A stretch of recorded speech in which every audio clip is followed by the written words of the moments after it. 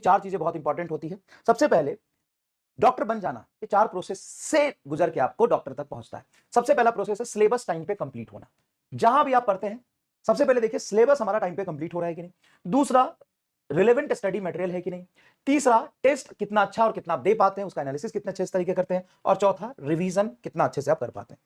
ये चारों चीजें जब तक आप नहीं करेंगे, question practice of course, revision में क्वेश्चन प्रैक्टिस है, स्टडी मटेरियल से क्वेश्चन प्रैक्टिस करेंगे, ये चारों पिलर आपका स्ट्रांग नहीं है तो सिर्फ सिलेबस कंप्लीट करने से डॉक्टर नहीं बन सकते। सिलेबस कंप्लीट कर लिया आपने, स्टडी मटेरियल से क्वेश्चन प्रैक्टिस कर ली, डॉक्टर नहीं बन सकते जब तक आप टेस्ट नहीं देंगे। टेस्ट देने के बाद आप टेस्ट की एनालिसिस नहीं करते हैं, रिवीजन नहीं करते हैं, तो भी आप डॉक्टर नहीं बन पाएंगे। ये चार प्रोसेस से आपको गुजरना पड़ता है। अब ये चारों प्रोसेस ज्यादा अच्छे तरीके से आप कब कर पाते हैं, कैसे कर पाते हैं, ये सबसे बड़ा इंपॉर्टेंट रोल प्ले करता है। तो सबसे पहली बात, सबसे पहले आप जहां भी पढ़ना चाहते हैं, जिनसे भी आपका फ्रीक्वेंसी मैच करता है, जिस भी प्लेटफॉर्म से आप पढ़ना चाहते हैं, सबसे पहले आप उसको वेरीफाई कर लीजिए। 50, 100, 200 लोग जो एक्चुअल में पढ़े होंगे उनसे बात कर लीजिए, क्या यहां पर पूरे साल टीचर बहुत अच्छे से कंटेंट डिलीवर करता है, क्या टीचर क्वेश्चन प्रैक्टिस कराता है, क्या टीचर क्लास में इतना कंटेंट देता है, क्या टीचर रिवीजन कराता है, पूरे साल टाइमलाइन के साथ, डेडिकेशन के साथ ये सारी चीजें होती है या नहीं होती है। लास्ट ईयर के 3 बैच में अगर आपका कोई दोस्त पढ़ा हो या आप पढ़े हो तो आप बताइए, क्या टाइम पर हर क्लास टाइम पर हुई है, कि एक भी लेक्चर आपका मिस नहीं हुआ, चाहे टीचर बीमार पड़ा हो या कुछ भी हो, उसने क्लास लिया है, आपको पूरा सिलेबस कराया है, क्वेश्चन प्रैक्टिस आपको कराई है। हाँ सर। क्या आप सेक्रीफाइस करने के लिए तैयार हैं, रेडी है कि हाँ मैं ये चीजें छोड़ देता हूं और फिर मैं करने के लिए तैयार हूं। तो मैं आपको एक रोड मैप बताता हूं कि आपको क्या करना होगा, कैसे करना होगा। सबसे पहली बात, ऑब्वियस सी बात है कि लेक्चर आपको जो भी है वो पूरा देखना चाहिए, पूरा पूरा लेक्चर आप कंप्लीट करें। लेक्चर ब्लैंक पीपीटी से होती है, यहाँ पर पहले से कोई थ्योरी लिख के नहीं हो आएगा, है ना। थोड़ा बहुत अगर मैं लाता भी था तो वो भी मैं नहीं लाऊंगा, है ना। थोड़ा बहुत हेडिंग वेडिंग कुछ नहीं, एकदम ब्लैंक पीपीटी लाके आपको पूरा कंसेप्ट विजुअलाइज कराएंगे, समझाएंगे, डीप में एनालिसिस करेंगे। पूरी थ्योरी जितने ब्लैंक पेज पर मैं अपने हाथों से लिखूं उतने आपको नोट्स में लिखना है। अब देखना, सबसे बढ़िया चीज मैं आपको यहाँ पे खत्म करता हूं, जो सबसे बड़ा कंफ्यूजन होता है, नोट्स कितना बनाना है, क्या लिखना है, क्या नहीं लिखना है। तो ध्यान सुनना, जितनी ब्लैंक पीपीटी पे मैं अपने हाथों से लिख रहा हूं वही आपको अपने नोट्स में लिखना है। उसके बाद कुछ क्वेश्चंस मैं आपको बोलूंगा ये लिखना है तो लिखिए, और बहुत ज्यादा लेंथी क्वेश्चंस है वो आप छोड़ दीजिए, उसको रफ में सॉल्व करिए, उसका पीडीएफ फॉर्मेट आपको मिल जाएगा। ठीक है, तो लेक्चर कैसे करना है वो समझ में आ गया। लेक्चर कोशिश करिए लाइव, कहीं लाइव हो जाए। इसमें क्या होता है, आप टीचर से कनेक्टेड फील करते हैं। लास्ट ईयर के लेक्चर देखना चाहते हैं, लास्ट ईयर के लेक्चर देख लीजिए, और 4-5 चीजें आपको मैं बताऊंगा, उससे भी आपका सिलेक्शन हो जाएगा, समझिएगा। तो लाइव प्रेफर करिएगा, लाइव में आप इंटरैक्ट करते हैं, विजुअलाइज करते हैं, टीचर से पूछ पाते हैं, है ना। बाकी लोगों का क्या डाउट आ रहा है उस टाइम पे वो कमेंट पे चल रहा है, टीचर्स को एड्रेस करता है, तो ये बहुत इंटरेक्टिव हो जाता है। आपको वहां लगेगा कि अरे भाई यहाँ पे टीचर पढ़ा रहा है और मैं यहाँ से देख रहा हूँ, मैं कुछ पूछ रहा हूँ या दूसरा कोई पूछ रहा है, टीचर्स को जवाब दे रहा है, तो उससे भी इंटरेक्शन हो जाता है। ठीक है, नोट्स जितना मैं अपने हाथों से लिखूंगा उतना आपको लिखना है, जितना मैं अपने हाथों से नहीं लिख रहा हूं वो आपको नहीं लिखना है। ठीक है, क्वेश्चंस कुछ होंगे वो आपको लिखना है, बाकी क्वेश्चंस मैं आपको, जो बहुत लेंथी लेंथी बड़े बड़े सवाल होते हैं वो मैं आपको वैसे दे दूंगा, क्या कहते हैं उस फॉर्मेट में, पीडीएफ फॉर्मेट में दे दूंगा, वो आपका काम हो जाएगा। उसके बाद बेटा डीपीपी आपको रेगुलरली सॉल्व करना है, रेगुलरली डीपीपी प्रैक्टिस आपको करनी पड़ेगी, प्रैक्टिस करनी पड़ेगी। क्वेश्चंस क्लास में कर लिए सेम टाइप के, थोड़ा भी डेटा और लैंग्वेज चेंज करके आपके सामने आ जाएगा तो आप थोड़ा सा ब्लैंक हो जाओगे, तो उसके लिए आपकी डीपीपी की प्रैक्टिस होनी चाहिए।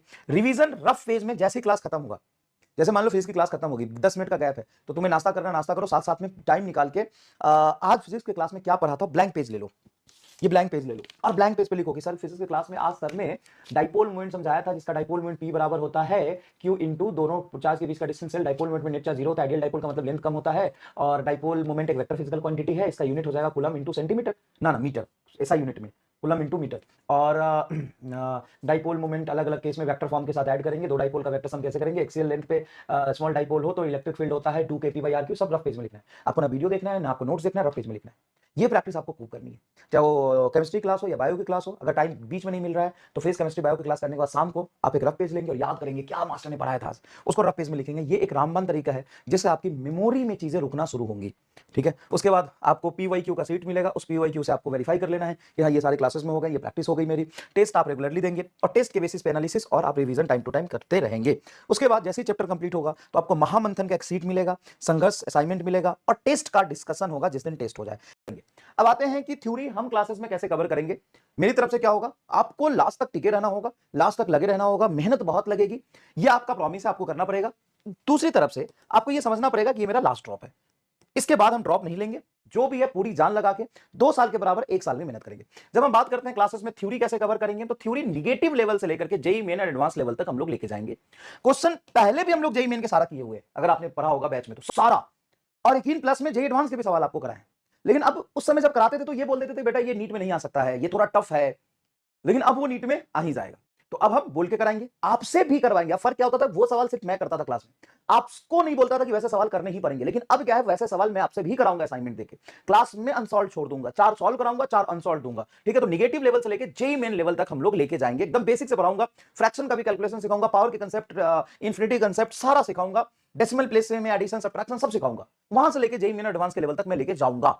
क्लास में हाई डेंसिटी का कंटेंट मैं पहले भी पढ़ाता था, अब और हाई डेंसिटी का पढ़ाऊंगा। फुल फोकस से आपको क्लास करना है, ब्लैंक पीपीटी से क्लास होगी, लास्ट में सिर्फ क्वेश्चंस रिटन फॉर्मेट में होंगे, ये तो होने भी चाहिए। ज्यादा नंबर ऑफ क्वेश्चन आप देखना चाहते हैं, लैंग्वेज वाइज क्वेश्चन कैसा आता है वो समझना चाहते हैं।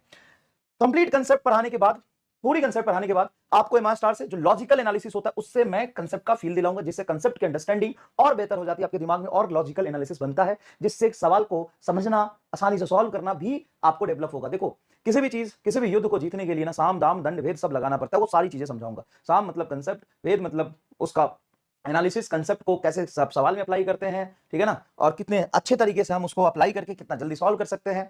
थ्योरी जो मैं लिख रहा हूं बोर्ड पे वो सारी चीजें लिखनी है, जैसा मैंने आपको बताया था। क्वेश्चंस रफ पेज में करना है और सारे क्वेश्चंस का आपको पीडीएफ मिल जाएगा। डीपीपी में बेसिक और कुछ मॉडरेट लेवल के क्वेश्चन होंगे, उसकी प्रैक्टिस बहुत जरूरी है। देखो हर कोई बात कर रहा है फिजिक्स टफ आ गया, फिजिक्स टफ आ गया, फिजिक्स ये फिजिक्स हो, और कोई ये नहीं बात कर रहा है कि बायोलॉजी भी तो मॉडरेट था थोड़ा, केमिस्ट्री भी तो मॉडरेट टू टफ था थोड़ा। सारा टाइम वहां पे जब आप बायोलॉजी और केमिस्ट्री में लगा चुके थे, फिजिक्स को आपने टाइम ही नहीं दिया और कहते हो फिजिक्स सॉल्व नहीं हुआ।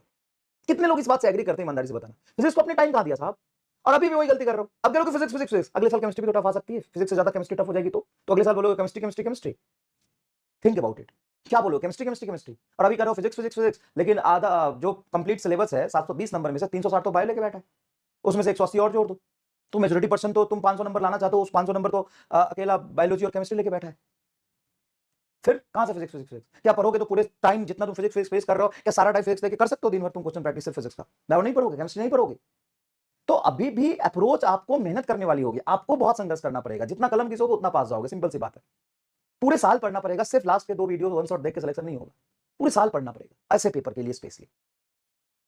तो आपको क्या करना है, पढ़ना एकदम बेसिक से, निगेटिव से, और वहां से आपको एडवांस के लेवल पे जाना है धीरे धीरे करके।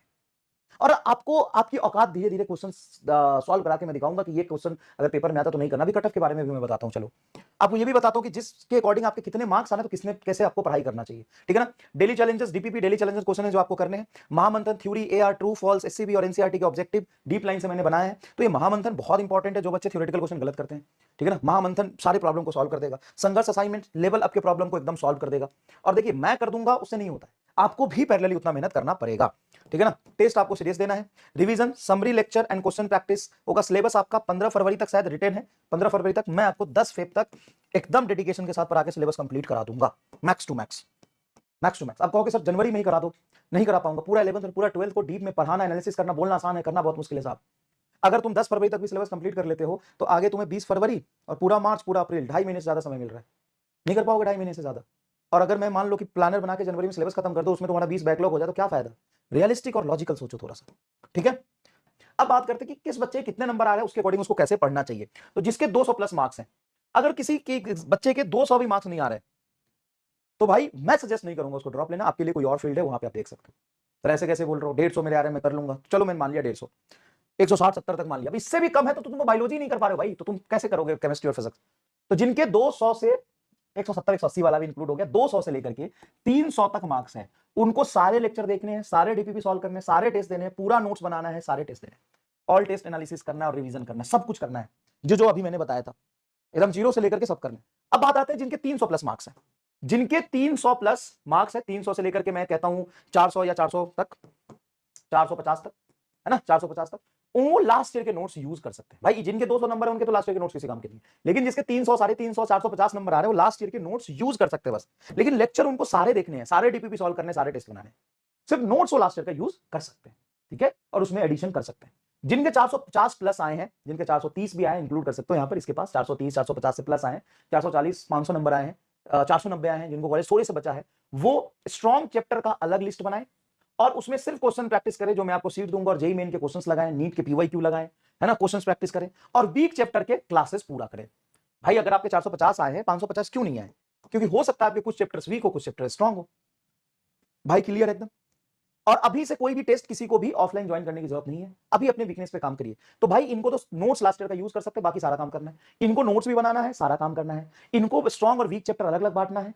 और वीक चैप्टर लास्ट ईयर से लेक्चर देख के कंप्लीट करना है, या लाइव लेक्चर भी देख सकते हैं, लाइव भी देख सकते हैं।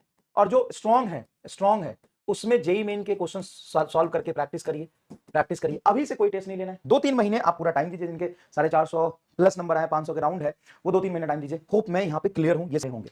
2-3 बातें और आप ध्यान रखिएगा, बहुत इंपॉर्टेंट बातें। After every class write down all theory on rough page. सारे थ्योरी को रफ पेज पे आप लिखना शुरू कर दीजिए, मेमोरी पे सेट होना शुरू हो जाएगा।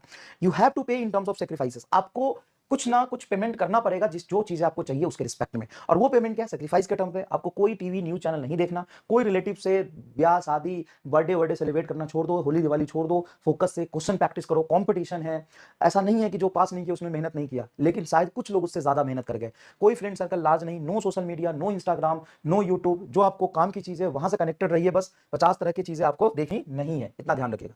दूसरी बात, एक सीट बना लीजिए। जैसे इसमें लिखना है, जैसे फिजिक्स के लिए मैंने एग्जांपल आपको दिया है, फिजिक्स के लिए आपको दिया है। अच्छा, ये चीज ध्यान रखिएगा, टीचर पे भरोसा कर लो यार, पहले वेरीफाई कर लो फिर टीचर पे भरोसा कर लो। लिमिटेड कंटेंट मैक्सिमम रिवीजन वाला थ्योरी यहां भी चलेगा। इजी पेपर है तो 525 ही कट ऑफ जा रहा है, मॉडरेट आएगा तो 590 600 जाएगा, और बहुत टफ आए तो 640 650 जाएगा। तो हर पेपर के अकॉर्डिंग आपको तैयारी करनी है। तो बेसिक से उठोगे ना, अगले साल पेपर कैसा आएगा नो वन नोज, लेकिन जितना क्लास में पढ़ाएंगे वहां से तो आएगा। तो बेसिक से आपको चलनी है, ठीक है। अब मैंने एक सीट बनाता हूं आपके लिए, वो देखिएगा सीट कैसे बनाना है। जैसे फिजिक्स के लिए पहला चैप्टर बेसिक मैथ, तो बेसिक मैथ में जितने नंबर ऑफ लेक्चर्स आपको अलॉटेड है ना उसमें प्लानर में, वो नंबर लिख लीजिए। सबसे पहले एक सीट बनाइए, लिखिए लेक्चर में सबसे पहले चैप्टर लिखिए बेसिक मैथ, और 1 2 3 4 5 6 7 8 9 10 11 लिख लीजिए। उसके बाद नोट्स में ये लिख लीजिए, पहले ये लिख लीजिए जितने number of lecture, rough revision, DPP, Mahamanthan, Sangharsh and revision, ठीक है। ऐसा आपको सीट बनाना है। जैसे पहला लेक्चर हो गया, इसको कट कर दीजिए कि पहला लेक्चर मैंने पूरा देखा है।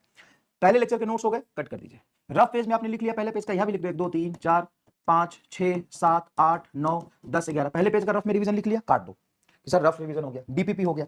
अब इस चैप्टर का महामंथन, संघर्ष एंड रिवीजन कितनी बार लिखा, वहां पे ये बाद में टिक करते जाना। जैसे दूसरा लेक्चर हो गया लेकिन ये भी नहीं किया तो रहने दो, या ये भी हो गया रफ पेज में नहीं लिखा तो रहने दो, रफ पेज में भी लिख लिया, डीपीपी सॉल्व कर दिया तो कट करते जाओ। अब ये चिपका दो फिजिक्स का, केमिस्ट्री का ऐसा बना के, और इसमें ट्रैकर बन गया तुम्हारा पूरा, जो तुम्हारे आंख के सामने रहेगा, चुपता रहेगा कि भाई बेसिक मैथ के तो 4 लेक्चर हो गए लेकिन नोट्स 2 ही के बने। बेसिक मैथ में 4 लेक्चर हो गए, चारों के नोट्स बन गए लेकिन रफ पेज में नहीं लिखा, चारों के अभी हमने डीपीपी सॉल्व नहीं करी। कैसा लगा ये चीज? यूनिक है। तो ये बना लो आप, ये बना लो, ठीक है, ये बना लो। और सुबह सुबह उठ के आज का गोल बना लो कि आज मेरे 4 लेक्चर है, मुझे ये काम करना है, ये काम करना है। मोटा मोटा बना लोगे, और जितनी औकात है ना उससे थोड़ा कम ही बनाना, ठीक है, सारा पूरा नहीं होता है। और बनाने के बाद जब पूरा हो जाए तो गोल ऑफ द डे कितना आपने पूरा किया वो समझ लो। उसके बाद आज आपने कौन सी ऐसी गलती करी जिसकी वजह से बहुत पछतावा हो रहा है, वहां लिखो, रिग्रेट ऑफ द डे लिखो कि आज मैंने ये काम किया जिसकी वजह से मुझे बहुत पछतावा हो रहा है, डायरी बना लो। और आज मैंने कुछ ऐसा किया जिससे मुझे बहुत प्राउड फील हो रहा है, ऐसे पढ़ा तो मैं सिलेक्शन हो जाएगा। और रोज जब ये तुम लिखोगे ना अपने हाथों से, जैसे मान लो कि आज मैं 3 में 3 घंटा सो गया, और शाम को मुझे इस बात का एहसास तो है, लेकिन फिर मैं पढ़ने लग गया या किसी काम में बिजी हो गया, मैं भूल गया, कल का रूटीन में मुझे याद ही नहीं कि कल मैंने क्या गलती करी थी। लेकिन एक बार तुम लिख दोगे ना तो तुम्हें एहसास रहेगा कि अरे यार ये मैंने गलती करी थी, अब मुझे दोबारा नहीं होना चाहिए। तो ये फॉलो करो, एक डायरी बना लो और इसमें फॉलो करो कि ये मेरे से गलती हुई थी, ये मुझे दोबारा नहीं करनी है। Regret of the day and achievement of the day, ठीक है। चलो, थैंक यू सो मच, धन्यवाद।